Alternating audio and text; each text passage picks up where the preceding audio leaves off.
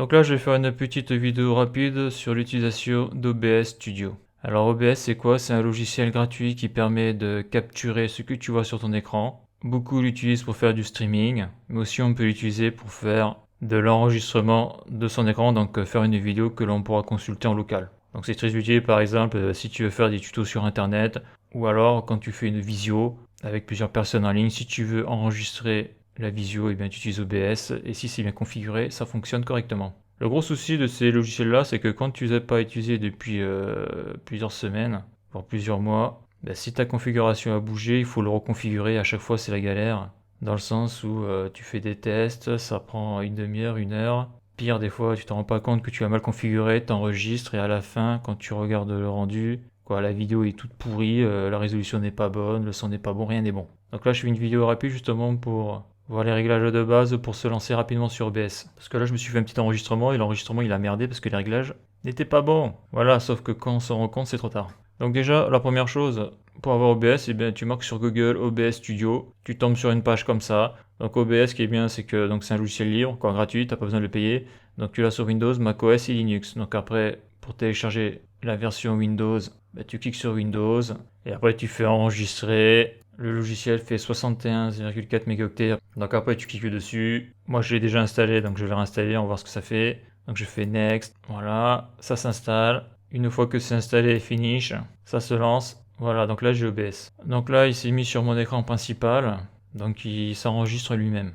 C'est pour ça qu'il y a toutes ces petites fenêtres là. Si je veux désactiver ça, je clique là, et là je n'ai plus l'affichage de l'écran principal. Donc OBS c'est pas compliqué pour faire des trucs basiques. Là j'enregistre ma capture audio entrée, donc c'est le micro. Ma capture audio sortie, donc ça peut être eh bien, par exemple le son d'une visio ou alors le son que l'on peut voir sur un navigateur internet comme une vidéo YouTube ou ce genre de choses. Et donc là j'ai la capture d'écran de cet écran là que j'ai désactivé. Donc quand on veut rajouter une capture, c'est facile, il faut aller ici là sur le plus là. Et après, il faut savoir ce que l'on veut capturer. Par exemple, moi j'ai plusieurs écrans sur mon PC, donc je vais faire capture d'écran. Donc je vais l'appeler capture d'écran numéro 2, ok.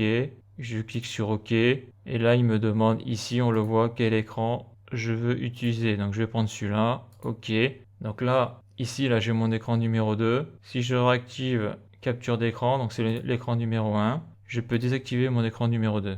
Je peux tout désactiver. Je peux aussi désactiver la capture audio sortie et la capture audio entrée.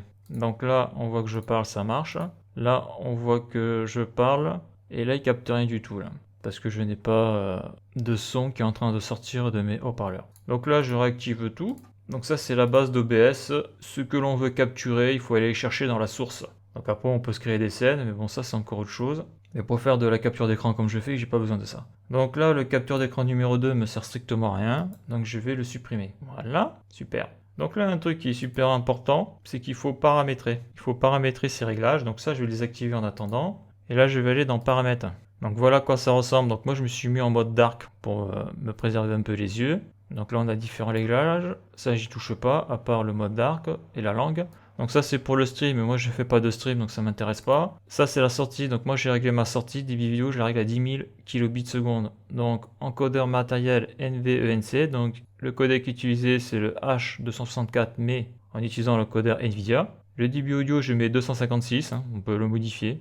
D'ailleurs ce qui est bien c'est que là on peut le modifier alors que sur DaVinci Resolve Studio, tu es limité à 192. Donc là, j'ai mis en 256. Donc je rajoute qu'au niveau du débit vidéo, j'ai mis 10 000 kilobits seconde avec l'encodeur Mattel NVIDIA Encoder. Donc je l'ai fait par rapport à ma machine. Donc il faut faire ces réglages par rapport à la puissance de sa machine. De base, OBS est réglé, je crois, sur 2500 kilobits seconde. Donc plus la machine est puissante, plus on peut mettre des réglages de ce style-là. Mais moins la machine est puissante, il est peu probable que tu puisses mettre 10 000 kilobits seconde. Donc après, il faut faire des tests par rapport à son matériel et voir le résultat que ça donne. Ça, c'est mon répertoire où je vais avoir la vidéo lorsqu'elle sera terminée. Donc là, très important, moi je mets en MP4, d'office c'est un MKV. Je le mets en MP4 parce que le MKV c'est un format de vidéo qui n'est pas utilisable pour faire du montage vidéo. C'est-à-dire que si tu mets un MKV sur un logiciel de montage vidéo, il va le refuser direct. Donc au moins que le MP4, une fois que j'enregistre ma vidéo, je le mets directement sur mon logiciel de montage et je peux travailler dessus. Voilà. Donc bien sûr, lorsqu'on modifie à chaque fois, là, lorsque l'on change de fenêtre, il faut surtout pas oublier d'appuyer sur appliquer. Donc ça c'est bon. Donc au niveau de l'audio, ça j'y touche pas, hein. J'ai juste audio du bureau, haut-parleur activé. Donc après, suivant son matos et suivant ce que l'on veut faire, eh bien, il faut activer ou pas les trucs.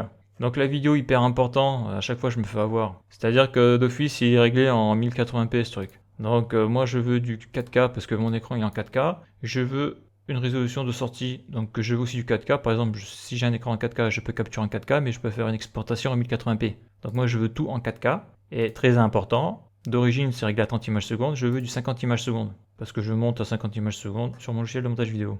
Voilà, donc ça, une fois que c'est fait, eh bien je clique ici sur... Avant, il faut appuyer sur appliquer. Là, j'ai les raccourcis et là, j'ai avancé. Donc, on voit qu'on est en direct 3D 11. Ok, format de couleur, tout ça, j'y touche pas. Voilà. Et une fois que ça c'est fait, eh bien, on va pouvoir enregistrer. Donc, à noter que ça, là, si on veut, on peut modifier la taille de la fenêtre. Donc là, c'est pareil, je me suis déjà fait avoir plein de fois avec ça, là. C'est que là, on le voit, j'ai agrandi la fenêtre et on voit là, il y a des sortes de traits ici, là, parce qu'on est hors limite et ça va enregistrer juste ça. Donc ça, il faut pas se faire avoir. Il faut bien, voilà, il faut bien le mettre. Il faut pas y toucher, quoi. Enfin, si on peut y toucher, mais il faut savoir ce que l'on fait. Voilà, sinon, bah, c'est ce qui m'est arrivé ce matin. Là, j'ai voulu faire une vidéo. La vidéo, ce truc-là était en 1000, je crois en 720p. Ça m'a fait un truc tout pourri au niveau du rendu vidéo. Donc j'ai dû tout recommencer. Donc c'est pour ça d'ailleurs que je fais cette vidéo-là. Donc une fois que ça c'est fait, ben, une fois que tout est paramétré, on peut aussi, avant de lancer l'enregistrement, on peut aussi donc faire un profil. Donc moi j'ai fait un profil OBS enregistrement visio avec casque Sony WH-1000X. Donc j'ai pas le M4, c'est le M3, je sais pas pourquoi j'ai marqué le M4 d'ailleurs.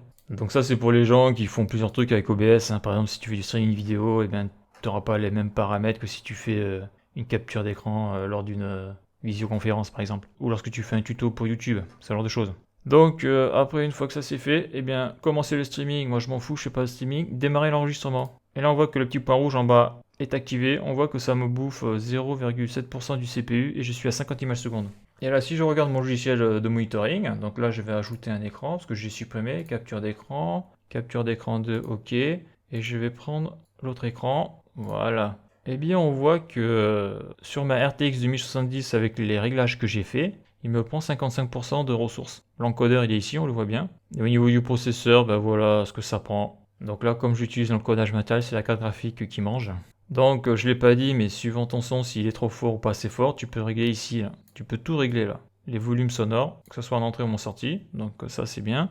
Et après, une fois que la vidéo est terminée, que tout est bon, je clique sur arrêter l'enregistrement. Donc là, je viens d'arrêter l'enregistrement, on le voit là, le point rouge n'est plus là. Et après, je vais dans le dossier. Et dans ce dossier, on a la vidéo. Donc moi, j'utilise VLC. Hein. Donc fichier, ouvrir avec VLC Media Player. Alors pourquoi je dis ça? Parce que si tu es sous Windows 10 et que tu as le lecteur de Windows, tu vas devoir payer le codec H265. Donc là on est sur du H264, ça devrait marcher, mais il faut le savoir. Si tu veux pas être emmerdé quand tu veux lire des vidéos, tu marques VLC sur Google et tu vas tomber sur ce site là et tu pourras télécharger VLC quel que soit ton système d'exploitation. Donc ça c'est hyper important. Car même si Windows est payant, il va falloir passer à la caisse si tu tombes sur le codec H265. Donc là je le dis hein, parce que ça m'est arrivé.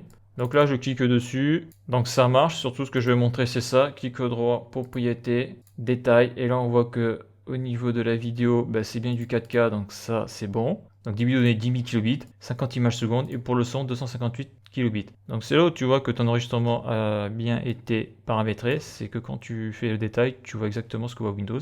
Et moi ce matin c'est pas ce que j'avais. Voilà, donc là l'enregistrement pour moi est bon. Donc voilà pour les paramétrages d'OBS, hein. On voit que c'est pas compliqué, il faut juste savoir où aller pour paramétrer ce qu'il y a paramétré. Et après au niveau du temps d'enregistrement, on peut enregistrer 1 heure avec OBS sans aucun problème. C'est vraiment un logiciel qui est vraiment très bien lorsque l'on veut faire un enregistrement vidéo de ce que l'on voit à l'écran et de ce que l'on entend. Alors bien sûr avec OBS on peut tout enregistrer sauf les sites qui sont protégés comme Netflix, etc.